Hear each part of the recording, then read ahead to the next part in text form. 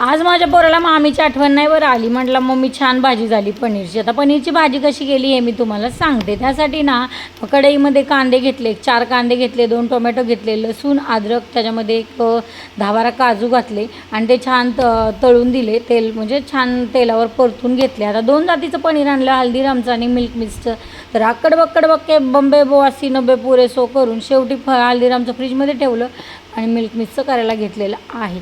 तर ना याआधी मी कधी पण करायचे ना भाजी तर असले मसाले आणत नव्हते बाहेरून, हे पनीर टिक्का मसाला वगैरे. तर हा मसाला खूप कॉस्टली आहे, 40 का 45 रुपयाला मसाला आहे. पण काल आणलेला होता, मग प्रॉपर हा दुधात कालवून घेतला आणि कालवून ठेवला बाजूला. आता जे आपण जे तळलेलं होतं ते सगळं मिक्सरमध्ये घातलं, त्याची छान प्युरी करून घेतली. माझी आई म्हणते तेल आणि तूप एकत्र करायचं नाही, पण कढईत तेल आणि तूप एकत्र केलं आणि त्याच्यावर हे मसाला घातला. आता वाटणामध्ये जिरा घातला होता, त्यामुळे जिरा नाही घातला, मोहरी नाही घातली, काहीच नाही घातली.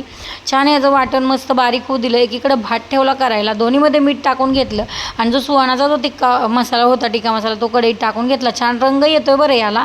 आणि मग काय यावेळेस मी पनीर अजिबात तळून घेतलं नाही, कारण तळून जर घेतलं पनीर तर ते रबरासारखं होतं. बऱ्याच वेळा अनुभव आलेला आहे, मग ते पनीर काही खावंसं वाटत नाही. त्यामुळे डायरेक्ट पनीर असंच घातलं आणि याच्यामध्ये मीठ घातलं. माझ्याकडं सांगायचं म्हटलं तर काल कोथिंबीर नव्हती, मग कसुरी मेथी घातली. दोन्हीकडं थोडंसं तूप टाकून घेतलं, पनीर याच्यामध्ये टाकून घेतलं आणि 5 मिनटं शिजवलं. तयार आहे आपली पनीरची छान सुंदर अशी भाजी.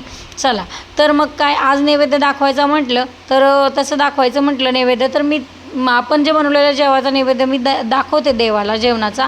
पण आता अधिक मास सुरू आहे, मग कांदा खाऊ नका म्हणतात, मग देवाला कांदा कसा चालेल, म्हणून मग साखर आणि दूध भाताचा नैवेद्य मी देवाला दाखवलेला आहे. आता या माळी पण केलेला आहे, त्याचा व्हिडिओ मी तुम्हाला एक दिवस वेगळा असं दाखवेल. काल दुपारी काजू कतली पण आणलेली होती, मग असं छान सुंदर असं जेवलो.